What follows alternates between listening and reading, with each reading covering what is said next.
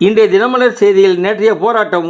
ஊராட்சி செயலர்கள் போராட்டம், 840 பேர் சஸ்பெண்ட்.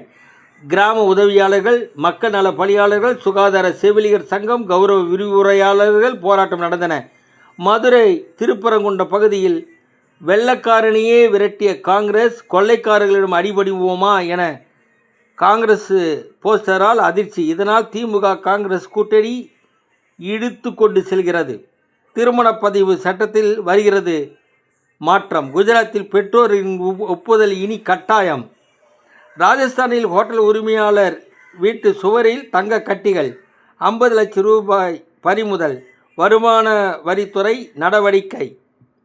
தேர்தல் விரைவில் வர இருப்பதால் கோவையில் 5 தளங்களுடன் கட்டப்படும் அறிவுலகம் இன்னும் பணிகள் முழுமை பெறாத நிலையில் அவசரமாக முதல்வர் திறந்து வைக்க முயற்சி நடக்கிறது.